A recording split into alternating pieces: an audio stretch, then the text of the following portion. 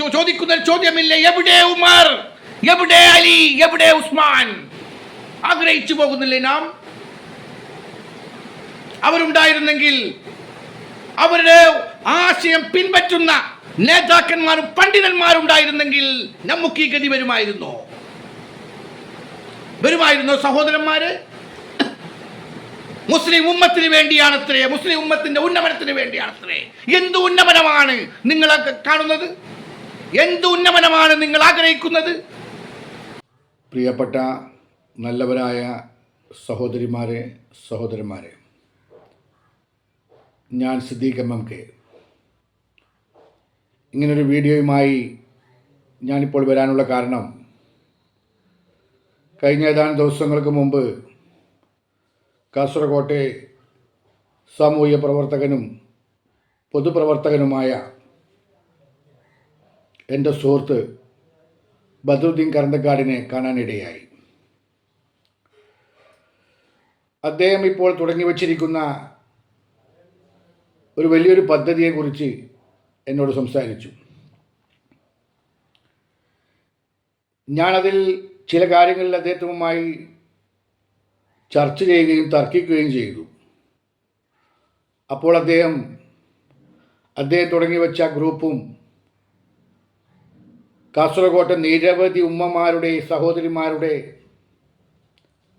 കരളലിയിക്കുന്ന വോയിസുകൾ എന്നെ കേൾപ്പിച്ചു. സത്യത്തിൽ എനിക്ക് വല്ലാത്തൊരു വേദന തോന്നി. ദിവസങ്ങൾക്കകം തന്നെ ആയിരക്കണക്കിന് സഹോദരന്മാരാണ് ആ ഗ്രൂപ്പിൽ അംഗമായിട്ടുള്ളത്. എന്തിനു വേണ്ടിയാ? തലചായ്ക്കാൻ ഒരു കൊച്ചു വീടെന്ന സ്വപ്നവുമായി. അതിൽ ചില വോയിസുകൾ ഞാൻ കേട്ടപ്പോൾ എന്നെ അത്ഭുതപ്പെടുത്തിയ ഇങ്ങനൊരു വീഡിയോയുമായി വരുവാനുള്ള കാരണം പോലും ആ വോയിസുകളാണ്. അതിലൊരു ഉമ്മ പറയുന്നു, ഞാൻ പള്ളിയുടെ കീഴിലുള്ള വാടക ക്വാർട്ടേഴ്സിലാണ് താമസം. 5000 രൂപയാണ് അതിൻ്റെ വാടക. 8 വർഷത്തോളമായി ഞാൻ ആ വീട്ടിൽ ക്വാർട്ടേഴ്സിൽ താമസിക്കുന്നു. ആ ക്വാർട്ടേഴ്സിൻ്റെ അവസ്ഥയാണെങ്കിലോ, കുടുസായി നിൽക്കുന്ന ചെറിയ 2 മുറികൾ. എന്നിട്ടും എന്തിനാണ് ഇത്രയും ബുദ്ധിമുട്ടിക്കൊണ്ട് ആ വീട്ടിൽ താമസിക്കുന്നു എന്ന് എൻ്റെ സഹോദരൻ ചോദിക്കുന്നുണ്ട്. അപ്പോൾ ആ ഉമ്മ പറഞ്ഞ മറുപടി എൻ്റെ നെഞ്ചിലാണ് കൊണ്ടത്. എന്താണ് ഉമ്മ പറഞ്ഞത്? പള്ളിയുടെ ക്വാർട്ടേഴ്സല്ലേ, 10 രൂപ പള്ളിക്ക് കിട്ടിക്കോട്ടെ. എന്താ പറഞ്ഞത്? പള്ളി ക്വാർട്ടേഴ്സല്ലേ, 10 രൂപ കിട്ടുന്നെങ്കിൽ അത് പള്ളിക്കല്ലേ കിട്ടുന്നത്. അവിടെ ഉസ്താദിന് മാസത്തിലൊരിക്കൽ ഭക്ഷണവും കൊടുക്കുന്നുണ്ട് ഈ സഹോദരി. എൻ്റെ ശബ്ദം ശ്രമിക്കുന്ന ആളുകൾ ചിന്തിക്കണം, സർക്കാർ ഒരുപാട് പദ്ധതികൾ പൂർത്തീകരിച്ചിരിക്കുന്നു. സമ്പൂർണ്ണ ഭവന പദ്ധതി. ആർക്കാണത് നൽകിയിട്ടുള്ളത്? അർഹരായ ആളുകൾക്കാണോ നൽകിയിട്ടുള്ളത്? പരിശോധന വേണ്ടേ? ഇവിടുത്തെ നേതാക്കന്മാർ അവർക്ക് വേണ്ടപ്പെട്ട ആളുകൾക്ക് കമ്മീഷൻ വ്യവസ്ഥയിൽ 600-700 സ്ക്വയർ ഫീറ്റുള്ള വീടുകൾ കെട്ടാൻ വേണ്ടി പണം നൽകേണ്ടതിന് പകരം 2 നില മാളികകൾ കെട്ടാൻ വേണ്ടി നൽകിയിട്ടുള്ള നിരവധി വീടുകൾ കാസർഗോഡ് ജില്ലയിലുണ്ട്. നിങ്ങൾ കണ്ടിട്ടില്ലെങ്കിൽ ഞങ്ങൾ കാണിച്ചു തരാം. സ്വന്തമായി വീടുകളുള്ള ആളുകൾക്ക് പോലും പട്ടയം നൽകിയിട്ടുണ്ട് നിരവധി ആളുകൾക്ക്. അതും വേണമെങ്കിൽ തെളിവ് തരാം. പാവപ്പെട്ട എത്ര ആളുകൾക്കാണത് അർഹരായ ആളുകൾക്ക് ലഭിച്ചിട്ടുണ്ട് എന്നുള്ളത് നിങ്ങൾക്കറിയുമോ? ഇല്ല എന്ന് എനിക്ക് ഉറപ്പായിട്ടും പറയാൻ വേണ്ടി പറ്റും. കാരണം ദിവസങ്ങൾ കൊണ്ട് തന്നെ ബദ്രുദ്ദീൻ കരന്തക്കാട് ഉണ്ടാക്കിയ ഗ്രൂപ്പിൽ ആയിരക്കണക്കിന് ആളുകൾ അതിൽ അംഗമായിട്ടുണ്ടെങ്കിൽ ലക്ഷക്കണക്കിന് ആളുകൾ ഉണ്ടാവും കാസർഗോഡ് ജില്ലയിൽ മാത്രം, അർഹരായ ആളുകൾ. ഇന്ന് ക്വാർട്ടേഴ്സുകൾ പെരുകിക്കൊണ്ടിരിക്കുന്നു. ക്വാർട്ടേഴ്സുകൾ എന്തുകൊണ്ടാണ് പെരുകിക്കൊണ്ടിരിക്കുന്നത്? ആരാണതിൽ താമസിക്കുന്നത്? സമ്പന്നരാണോ? നിർദ്ധരായ പാവപ്പെട്ട നിരവധി കുടുംബങ്ങൾ, വാടക പോലും കൊടുക്കാൻ പറ്റാത്ത നിരവധി കുടുംബങ്ങൾ അവിടെ താമസിക്കുമ്പോൾ ആർക്കാണ് നിങ്ങൾ വീട് നൽകിയിട്ടുള്ളത്? ചോദിക്കണ്ടേ? ഉത്തരവാദപ്പെട്ട ആളുകൾ അതിന് മറുപടി പറയണ്ടേ? നിങ്ങൾക്കറിയില്ലെങ്കിൽ ഞങ്ങൾ കാണിച്ചു തരാം. നിരവധി കുടുംബങ്ങൾ കൊടുക്കണ്ട എന്ന് പറയുന്നില്ല, അർഹരായ ആളുകൾക്ക് കൊടുക്കണം. ഇരുനില മാളികകൾ കെട്ടുവാൻ വേണ്ടിയാണോ സർക്കാർ പണം നൽകുന്നത്? ആണോ? പാവപ്പെട്ട ആളുകൾക്ക് 600 സ്ക്വയർ ഫീറ്റുള്ള വീടുകൾ നൽകാൻ വേണ്ടി കൊടുക്കേണ്ട 700 സ്ക്വയർ ഫീറ്റുള്ള വീടുകൾ നൽകാൻ വേണ്ടി കൊടുക്കുന്ന വീടിന് പകരം ഇരുനില മാളികകൾ കെട്ടിയിട്ടുള്ള നിരവധി വീടുകളുണ്ട് കാസർഗോഡ് ജില്ലയിൽ. കമ്മീഷൻ വ്യവസ്ഥയിൽ നേതാക്കന്മാർ കൊടുത്തിട്ടുള്ള തുക ചോദിക്കുവാൻ ആളുകളുണ്ടോ? പാവപ്പെട്ടവന് വേണ്ടി ശബ്ദിക്കുവാൻ ഇവിടെ കാസർഗോഡ് ജില്ലയിൽ ആളുകളുണ്ടോ? മതസംഘടനകളുണ്ടോ? ജമാഅത്തുകളുണ്ടോ?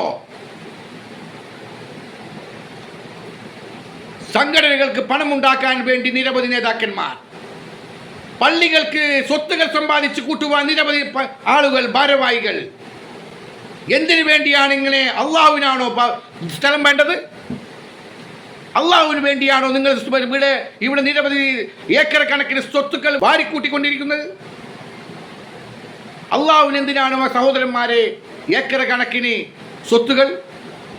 അള്ളാഹുവിന് എന്തിനാണ് സഹോദരന്മാരെ ലക്ഷക്കോടിക്കണക്കിന് പണം? അള്ളാഹുവിനെ ഓർക്കുന്നവരാണെങ്കിൽ കോടികൾ ചെലവഴിച്ചുകൊണ്ട്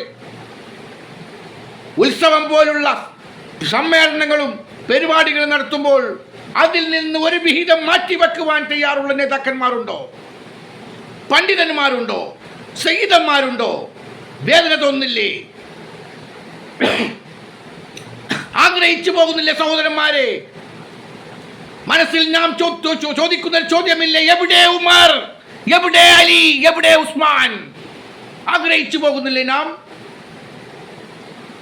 അവരുണ്ടായിരുന്നെങ്കിൽ, അവരുടെ ആശയം പിൻപറ്റുന്ന നേതാക്കന്മാരും പണ്ഡിതന്മാരുണ്ടായിരുന്നെങ്കിൽ നമുക്ക് ഈ ഗതി വരുമായിരുന്നോ സഹോദരന്മാരെ? മുസ്ലിം ഉമ്മത്തിന് വേണ്ടിയാണത്രേ, മുസ്ലിം ഉമ്മത്തിന്റെ ഉന്നമനത്തിന് വേണ്ടിയാണത്രേ. എന്ത് ഉന്നമനമാണ് നിങ്ങൾ കാണുന്നത്? എന്ത് ഉന്നമനമാണ് നിങ്ങൾ ആഗ്രഹിക്കുന്നത്? എന്നോട് നിങ്ങൾ ദേഷ്യപ്പെടേണ്ട. എനിക്ക് ചിലപ്പോൾ എന്ത് സംഭവിച്ചാലും ശരി, പറയേണ്ടത് പറയുക തന്നെ ചെയ്യും. അത് ആരുടെ മുമ്പിലായാലും സോഷ്യൽ മീഡിയയിൽ നിക്ഷേപിക്കാൻ വേണ്ടി പോകുന്ന വീഡിയോയാണിത്. അതുകൊണ്ട് തന്നെയാണ് ഞാൻ ചങ്കുറ്റത്തോടെ പറയുന്നത്.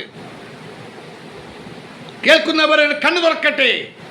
അള്ളാഹു നിങ്ങൾക്ക് ഹിദായത്ത് തരട്ടെ. നിങ്ങൾക്കത് കൊടുക്കുവാൻ, വാങ്ങി വീതം വെച്ച് കൊടുക്കുവാൻ, പാവങ്ങളുടെ എത്തിച്ചു കൊടുക്കുവാൻ, അവർക്ക് തലചായ്ക്കാൻ ഒരിടം നിങ്ങൾക്ക് ഉണ്ടാക്കി കൊടുക്കുവാൻ ഈ സംഘടനകൾക്ക് സാധിക്കട്ടെ, പണ്ഡിതന്മാർക്ക് സാധിക്കട്ടെ, അതേപോലെ ജമാഅത്ത് കമ്മിറ്റികൾക്ക് സാധിക്കട്ടെ, സമ്പന്നർക്ക് സാധിക്കട്ടെ.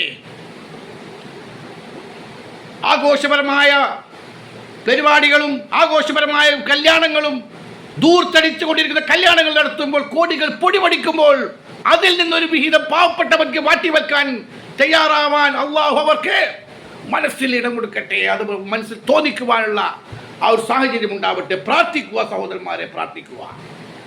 അള്ളാഹുവിനോട് പ്രാർത്ഥന മാത്രമേ നമുക്ക് സാധിക്കുകയുള്ളൂ. അല്ലാതെ ഇവിടെ നിന്ന് നിലവിളിച്ചതുകൊണ്ടൊന്നും ആവാൻ വേണ്ടി പോകുന്നില്ല. അതുകൊണ്ട് നാം ഒറ്റക്കെട്ടായി നിന്നുകൊണ്ട് അവരോടൊക്കെ ഈ വീഡിയോവുമായി, അതുപോലെ തന്നെ നിരവധി പരിപാടികളും പോരാട്ടവുമായി മുമ്പോട്ട് പോകാൻ വേണ്ടി തയ്യാറായിക്കൊണ്ടിരിക്കുകയാണ് നമ്മൾക്ക്, ഞാനടക്കമുള്ള ആളുകൾ. പാവപ്പെട്ടവനൊരിടം.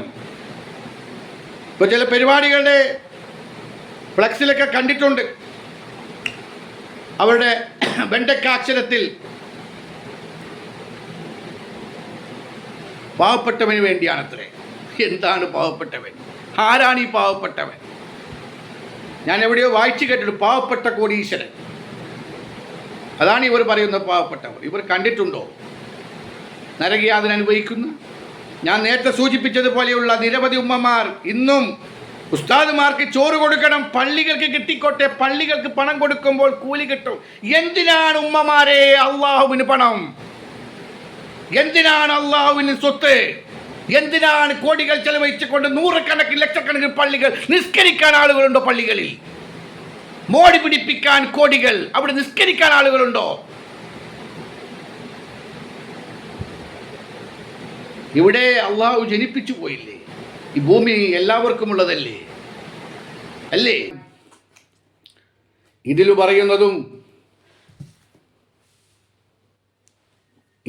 ഭഗവത്ഗീത എന്ന് പറയുന്ന ഈ ഗ്രന്ഥത്തിൽ പറയുന്നതും ബൈബിൾ എന്ന് പറയുന്ന ഈ ഗ്രന്ഥത്തിൽ പറയുന്നതും ഒരു കാര്യത്തിൽ ഒന്നാണ്. നിന്നെ നൊന്ത് പ്രസവിച്ച, നിന്നെ ഗർഭം ചുമന്ന് നൊന്ത് പ്രസവിച്ച നിന്റെ മാതാവ് കൈവിട്ടാലും എൻ്റെ കൈകളുണ്ടാവുമെന്ന് 3 ഗ്രന്ഥങ്ങളിൽ പറയുന്നുണ്ട്. ആരുടെ കൈകളാണ്? അള്ളാഹുവിൻ്റെ കൈകൾ. അള്ളാഹുവിൻ്റെ കൈകൾ രക്ഷക്കായി നിങ്ങൾക്കുണ്ടാകും. അള്ളാഹു നേരിട്ട് ആർക്കും ഒന്നും കൊടുത്തതായി ആർക്കും അറിയോ? ഇല്ല. മനുഷ്യനെന്ന് പറയുന്ന ആളുകളിൽ നിന്ന് ആ കൈകളിലൂടെ അള്ളാഹു എത്തിക്കുകയാണ് പതിവ്. അള്ളാഹു ഭൂമിയെ സൃഷ്ടിച്ചു, അതിൽ താമസിക്കേണ്ട ആളുകളെ സൃഷ്ടിച്ചു, ഭൂമികളൊക്കെ സമ്പന്നർക്ക് വീതിച്ചു നൽകി. അത് വാങ്ങിച്ച് വീതിച്ച് പാവങ്ങൾക്ക് എത്തിച്ചു കൊടുക്കുവാൻ നമുക്കില്ലാതെ പോയത് നേതാക്കന്മാരാണ്. പണ്ഡിതന്മാർ അള്ളാഹു ഉണ്ടാക്കിയില്ലേ? സയ്യിദന്മാർ ആയിരക്കണക്കിനില്ലേ? ഇവിടെ ഇല്ലാത്തത് ഞാൻ ചോദിക്കുന്നു, എനിക്ക് ആഗ്രഹിച്ചു പോകുന്നത്, എവിടെ ഉമർ, എവിടെ അലി, എവിടെ ഉസ്മാൻ? അവർ ഇന്നുണ്ടായിരുന്നെങ്കിൽ ഈ ഒരു ഗതികേട് വരുമായിരുന്നില്ല.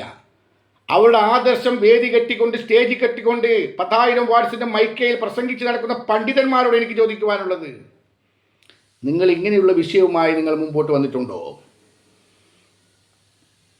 ലക്ഷക്കണക്കിന് ഉമ്മമാരാണ്. ചില ഉമ്മമാരുടെ വേദനകളെ ഞാൻ കണ്ടു. സുഖമില്ലാതെ കിടക്കുന്ന ഭർത്താവ് ഉണ്ടായിട്ട് വിധവകളെ പോലെ കഴിയുന്ന നിരവധി ഉമ്മമാർ, നിരവധി സഹോദരിമാർ, വാടക പോലും കൊടുക്കാൻ ഗത്യന്തരമില്ലാതെ നിരവധി ഉമ്മമാർ ആ ഗ്രൂപ്പിൽ ഞാൻ കണ്ടു. എനിക്ക് സങ്കടം വന്നു പോയി. എന്തിനാണ് സഹോദരന്മാരെ ഇവിടെ 100 കണക്കിന് സംഘടനകൾ, മുസ്ലിം സമുദായത്തിൻ്റെ പേരിൽ സംഘടനകൾ കോടിക്കണക്കിന് ചെലവഴിക്കുമ്പോൾ ഒരു 100 വീട്, ഒരു 500 വീട്, ഒരു 1000 വീട് ആ സമ്മേളനത്തിൽ പ്രഖ്യാപിക്കാൻ ആർജവമുള്ള ഏത് സംഘടനയാണ് ഇവിടെ നിലവിലുള്ളത്? ഇപ്പോൾ അള്ളാഹു നിങ്ങൾക്ക് പദവികൾ തന്നില്ലേ? നിങ്ങൾക്ക് സമ്പത്ത് തന്നില്ലേ? നിങ്ങൾക്കിത് പാവങ്ങൾക്ക് എത്തിച്ചു കൊടുക്കുവാൻ, സമ്പന്നരിൽ നിന്ന് സ്വരൂപിച്ചുകൊണ്ട് എത്തിച്ചു കൊടുക്കുവാൻ നിങ്ങൾ പണമുണ്ടാക്കുന്നത് പള്ളികൾക്ക് കോടിക്കണക്കിന് ആസ്തി ഉണ്ടാക്കലാണോ നിങ്ങളുടെ പണി? അതാണോ പണി? കൊല്ലത്തിൽ വാർഷിക വരുമാനത്തിൽ കോടികളുടെ നമ്മുടെ പള്ളിക്ക് എത്ര വാസ്തിയുണ്ട് എന്ന് അഹങ്കാരത്തോട് പറയുകയെന്ന് ആ ഒരു സന്തോഷമാണ് നിങ്ങൾക്ക് വേണ്ടത്? അതാണോ വേണ്ടത്? പള്ളികൾക്ക് എന്തിനാ കോടിക്കണക്കിന് ആസ്തി? എന്തിനാണ് ഇങ്ങനെ സ്വത്ത് സമ്പാദ്യങ്ങൾ കൂട്ടി നിങ്ങൾ സംഘടനകൾക്കും പള്ളികൾക്കും ഉണ്ടാക്കി വെക്കുന്നത്? ആ പള്ളിക്ക് ചുറ്റും താമസിക്കുന്ന സഹോദരന്മാർ എത്ര കോട്ടേഴ്സിലുണ്ട് നിങ്ങൾ ചിന്തിച്ചിട്ടുണ്ടോ? എത്ര സഹോദരന്മാർ വാടക കൊടുക്കാതെ കഷ്ടപ്പെടുന്ന നിങ്ങൾ ചിന്തിച്ചിട്ടുണ്ടോ? അവർക്കൊരു വീടെന്ന സ്വപ്ന പദ്ധതി. ഓരോ ജമാഅത്തിൻ്റെയും കീഴിൽ സമ്പന്നരായ നേതാക്കന്മാർ, അവിടുത്തെ ഭാരവാഹികൾ മുന്നിട്ടിറങ്ങിയാൽ തീരുന്ന പ്രശ്നമേയുള്ളൂ നമ്മുടെ നാട്ടിൽ. പക്ഷെ അവർക്ക് ഇറങ്ങുവാനുള്ള മനസ്സ് റബ്ബുൽ ഇസ്സത്ത് കൊടുത്തിട്ടില്ല. അതാണ് എനിക്ക് ദുഃഖം. അങ്ങനെ ഒരു മനസ്സ് കൊടുക്കുവാൻ വേണ്ടി, പ്രാർത്ഥിക്കുവാൻ വേണ്ടിയാണ് ഞാനടക്കമുള്ള ആളുകൾ പറയുന്നത്. സംഘടന തലതൊട്ടപ്പുറത്ത് നിൽക്കുന്ന സയ്യിദന്മാരോടും പണ്ഡിതന്മാരോടും ഓരോ ജമാഅത്തിൻ്റെ കീഴിലുള്ള ഭാരവാഹികളോടും അവർക്ക് മനസ്സിൽ തോന്നുവാൻ, അല്ലാഹു റബ്ബുൽ ഇസ്സത്ത് അവർക്ക് ഹിദായത്ത് കൊടുക്കുവാൻ പ്രാർത്ഥിക്കാൻ വേണ്ടിയാണ് ഞാൻ പറഞ്ഞുകൊണ്ടിരിക്കുന്നത്. ഇത് ഒരു മണിക്കൂറുകൾ കൊണ്ടോ ദിവസങ്ങൾ കൊണ്ടോ സംസാരിച്ചാൽ തീരുന്ന വിഷയമല്ല. എന്നിരുന്നാലും പറഞ്ഞില്ലെങ്കിൽ ഞാനും കുറ്റക്കാരാണ്. ഇറങ്ങണം. എൻ്റെ ശബ്ദം ശ്രമിക്കുന്ന നല്ലവരായ സഹോദരന്മാർ ഇതിനു വേണ്ടി ഇറങ്ങണം. എൻ്റെ സുഹൃത്ത് ബദ്രുദ്ദീൻ കറന്തക്കാർ തുടങ്ങി വെച്ച ഈ പദ്ധതി വിജയകരമാക്കാൻ അല്ലാഹു റബ്ബുൽ ഇസ്സത്ത് അതിന് ഉത്തരവാദപ്പെട്ട ആളുകൾക്ക് മനസ്സുണ്ടാക്കി കൊടുക്കട്ടെ എന്ന് പ്രാർത്ഥിക്കാൻ നമ്മൾ തയ്യാറാവണം. അതുകൊണ്ട് തന്നെ എനിക്ക് എൻ്റെ ശബ്ദം ശ്രമിക്കുന്ന നല്ലവരായ ഉമ്മമാരോടും സഹോദരിമാരോടും പറയുവാനുള്ളത്, നാം ഒന്നിച്ചു നിൽക്കണം. നമുക്ക് ഒറ്റക്കെട്ടായി നിന്നുകൊണ്ട് പോരാടാം. എന്തിനു വേണ്ടിയാണ് നാം പോരാടുന്നത്? 3 സെന്റ് സ്ഥലത്തിൽ ഒരു കൊച്ചു കൂര എന്ന തലച്ചായ്ക്കുവാൻ ഒരു ഇടം എന്നുള്ള ഒരു സ്വപ്ന പദ്ധതി നമ്മുടെ ആ പദ്ധതി വിജയിക്കുവാൻ വേണ്ടി നാം ഒറ്റക്കെട്ടായി നിന്നുകൊണ്ട് പോരാടിക്കഴിഞ്ഞാൽ ഇവിടെ കരയുന്ന കുഞ്ഞിന് മാത്രമേ ചോറുള്ളൂ എന്നുള്ളത് ഒരു പഴഞ്ചൊല്ലാണ്. അത് മാറ്റണം. നാം ഒരുമിച്ച് നിന്നുകൊണ്ട് പ്രാർത്ഥിക്കുകയും വേണം, പോരാടുകയും വേണം, ഇത് നേടിയെടുക്കുകയും വേണം. അതിനുവേണ്ടി എൻ്റെ സുഹൃത്ത് ബദറുദ്ദീൻ കർണക്കാട് തുടങ്ങി വെച്ച ഈ പദ്ധതിയുമായി മുന്നോട്ട് പോകാൻ ഞാൻ തയ്യാറാണ്. നിങ്ങളുണ്ടാവുമോ കൂടെ? അതുകൊണ്ട് ഒരു ശബ്ദം ശ്രമിക്കുന്ന ആളുകൾ കാസർഗോഡ് ജില്ലയിൽ തന്നെ വലിയ ഒരു കോർപ്പറേറ്റ് പാവപ്പെട്ട ആളുകൾക്ക് വീട് ഇല്ലെങ്കിൽ ആ വീടിൻ്റെ പണി തീരാത്ത വീടുണ്ടെങ്കിൽ അതിനുള്ള പണം കൊടുക്കുന്നു എന്ന് പറഞ്ഞുകൊണ്ട് നിരവധി ആളുകളിൽ നിന്ന് രേഖകളൊക്കെ സ്വരൂപിച്ചുകൊണ്ട് തട്ടിപ്പ് നടത്തുന്ന വലിയ ഒരു കോർപ്പറേറ്റിനെ കുറിച്ച് കൊണ്ട് പറയാനുണ്ട് എനിക്ക്. അത് ഇൻഷാ അല്ലാഹ് അടുത്ത വീഡിയോയിൽ ഞാൻ പറയും. അതുകൊണ്ട് തന്നെ നിരവധി കാര്യങ്ങൾ, നമ്മുടെ പാവങ്ങളെ ചൂഷണം ചെയ്യുന്ന നിരവധി കാര്യങ്ങൾ എനിക്ക് പറയുവാനുണ്ട്. അത് ഇൻഷാ അല്ലാഹ് അടുത്ത വീഡിയോയിൽ ഞാൻ തീർച്ചയായും പറയും. ഇത് ദൈർഘ്യമുള്ള വീഡിയോ ആയതുകൊണ്ട് തന്നെ നിരവധി കാര്യങ്ങൾ പറയുവാൻ വേണ്ടി പറ്റുന്നില്ല. അതുകൊണ്ട് എൻ്റെ ശബ്ദം ശ്രമിക്കുന്ന ഉമ്മമാരെ, സഹോദരിമാരെ, നിങ്ങൾ ദുഃഖിക്കേണ്ട. നിങ്ങൾ ഉസ്താദിന് ചോറ് കൊടുക്കുക, നിങ്ങൾ പള്ളിക്ക് പണം കിട്ടട്ടെ എന്നുള്ള ആഗ്രഹം, നിങ്ങൾ അള്ളാഹുവിൻ്റെ കൂലിയാണ് പ്രതീക്ഷിച്ച് നിങ്ങൾ നൽകുന്നതെങ്കിൽ അള്ളാഹു നൽകട്ടെ. ഇനിയും അതുപോലുള്ള കാര്യങ്ങൾ നിങ്ങൾ ചെയ്യണം. ഇൻഷാ അല്ലാഹ് നിങ്ങളുടെ ആഗ്രഹം പൂർത്തീകരിക്കുക തന്നെ ചെയ്യും. നാം തുടങ്ങി വെച്ച ഈ പദ്ധതി വിജയിക്കുന്നത് വരെ, ഏതറ്റം വരെ പോകേണ്ടി വന്നാലും ബദറുദ്ദീൻ്റെ കൂടെ ഞാനുണ്ടാവും. നമുക്ക് പോരാടാം. ആ പോരാട്ടത്തിൽ എന്ത് തന്നെ സംഭവിച്ചാലും ശരി, അത് ഷഹീദാവേണ്ടി വന്നാൽ ശരി, ഞാനുണ്ടാവും മരണം വരെ നിങ്ങളുടെ കൂടെ.